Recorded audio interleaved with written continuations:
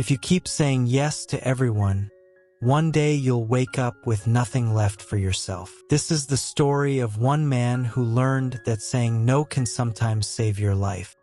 Once, in a peaceful little town surrounded by long green fields and quiet old houses, there lived a man named Daniel. Everyone in the town knew Daniel. If someone's bicycle chain broke, they called Daniel. If heavy boxes needed carrying, they knocked on Daniel's door. If someone felt lonely and needed a listener, they went straight to Daniel's house. Daniel never said no. No matter how tired he was, he always smiled and said, "Of course, I'll help." People praised him for his kindness. They called him generous. They called him a good man.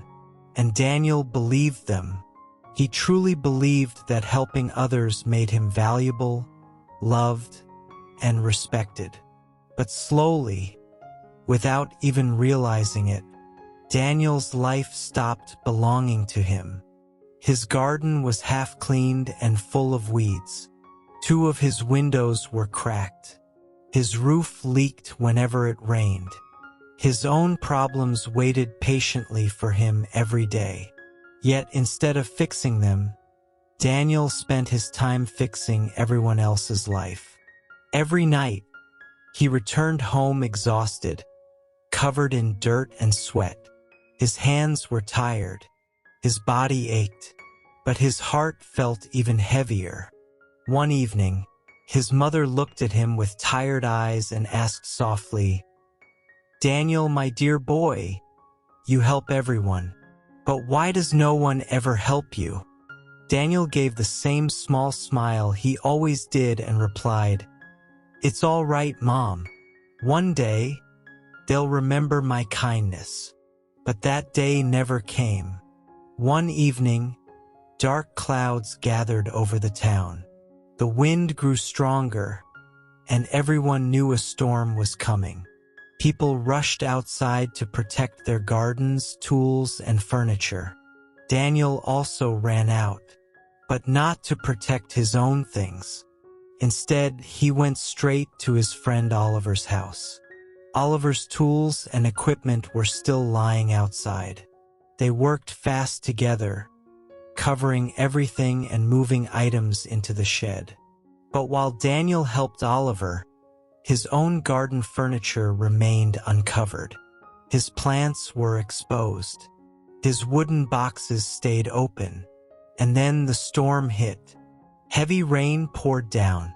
The wind screamed through the streets. By the time Daniel reached home, almost everything in his garden was ruined.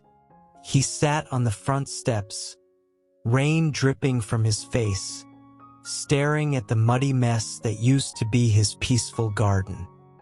His mother came out quietly and placed a warm towel on his shoulders. She said softly, "Daniel, today you saved everyone's things except your own." Daniel said nothing, but inside him, something finally broke. The next morning, tired and confused, Daniel walked to the edge of the town to visit Mr. Harris, a wise retired teacher who lived in a small cottage near the river. Daniel sat beside him and said, "Sir, I don't understand. I help everyone, but I feel empty. I'm tired, not from work, but from people. Why does kindness feel like it's breaking me?" Mr. Harris watched the river flow quietly and said, "Daniel, look at this river. It gives water to trees, animals, and farms. But when the river forgets its boundaries, what happens?" Daniel thought for a moment and replied, "It floods. It destroys everything." Mr. Harris nodded. "Exactly. Kindness without boundaries becomes self-destruction."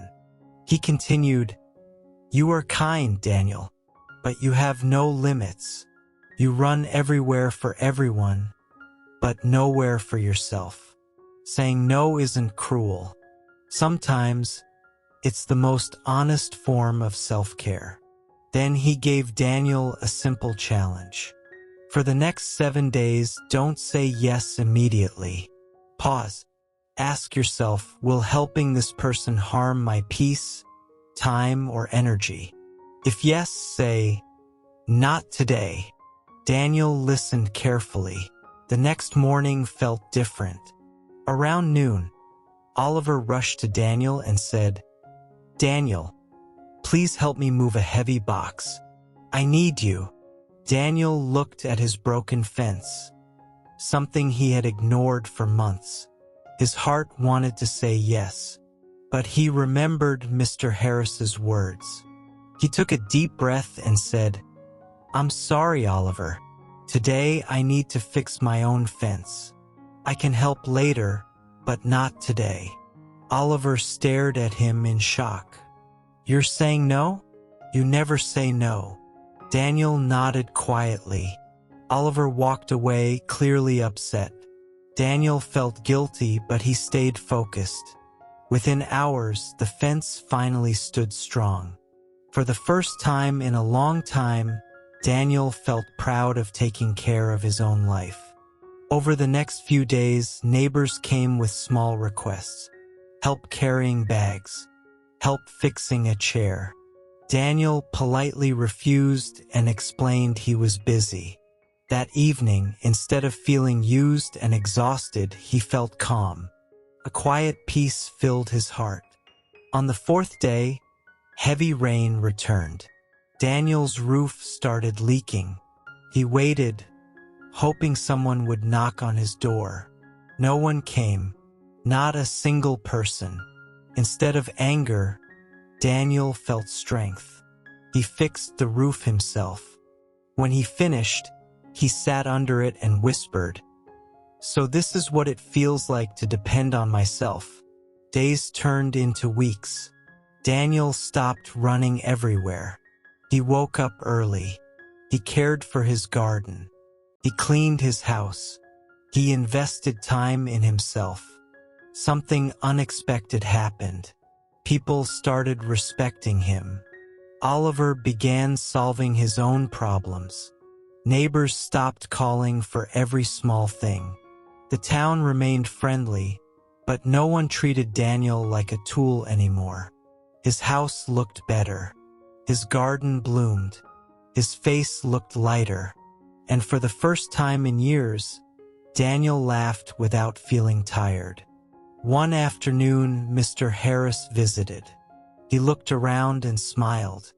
So, Daniel, did the world fall apart when you stopped saying yes to everyone? Daniel smiled and replied, No, sir. My life finally came together. Mr. Harris nodded gently. When you stop saying yes to everyone, you finally say yes to yourself. So ask yourself, are you like Daniel? Do you give too much? Do you say yes even when it hurts? Remember, saying no doesn't make you selfish. It makes you strong. Your time, your energy, and your peace are precious. Protect them, because only when you respect yourself, the world learns to respect you too.